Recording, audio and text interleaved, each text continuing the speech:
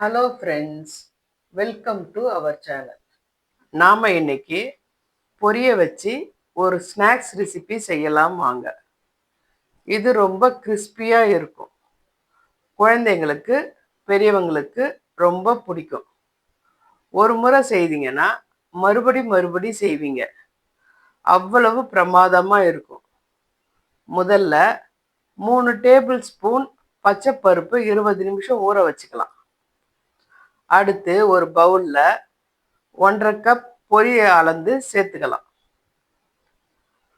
அதில் உருளைக்கிழங்கு 100 கிராம் பெரிய துருவல்ல திருவியதை சேர்த்துக்கலாம். அடுத்து கேரட் பெரிய துருவல்ல திருவுனதை 3 டேபிள் ஸ்பூன் போட்டுக்கலாம். பிறகு 125 கிராம் வெங்காயம் நீட்டாக கட் பண்ணதை சேர்த்துக்கலாம். அடுத்து பச்சை மிளகாய் 2 பொடியாக கட் பண்ணதை சேர்த்துக்கலாம்.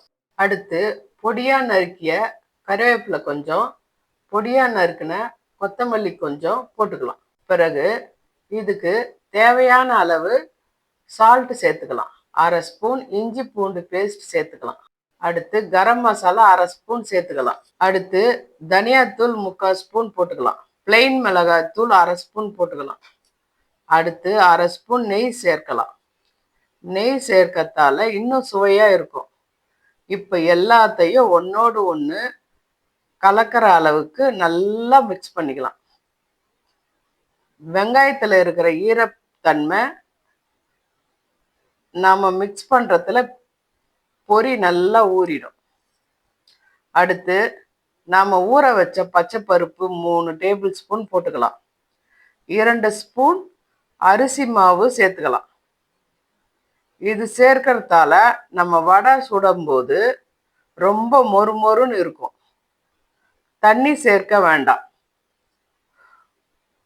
15 நிமிஷம் மூடி போட்டு ஊற வச்சுக்கலாம்.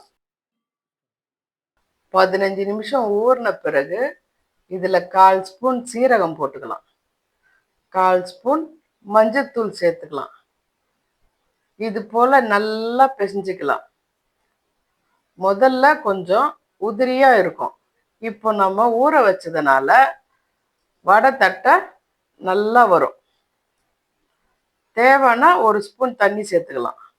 அதிக தண்ணி சேர்க்கக்கூடாது. அப்போதான் நல்லா கிறிஸ்பியாக வரும்.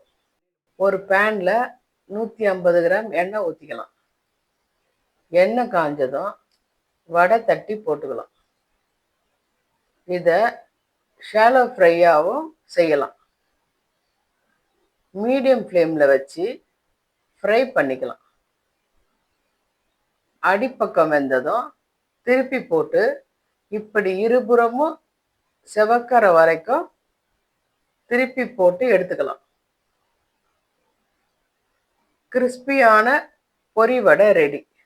செய்து சாப்பிடுங்க ஃப்ரெண்ட்ஸ். ப்ளீஸ் குக் வித் அபிஸ் மாம் சேனலுக்கு லைக் பண்ணுங்க, ஷேர் பண்ணுங்க, சப்ஸ்கிரைப் பண்ணுங்க. எப்படி இருந்ததுன்னு கமெண்ட் பண்ணுங்க. தேங்க்ஸ் ஃபார் வாட்சிங். Be happy friends.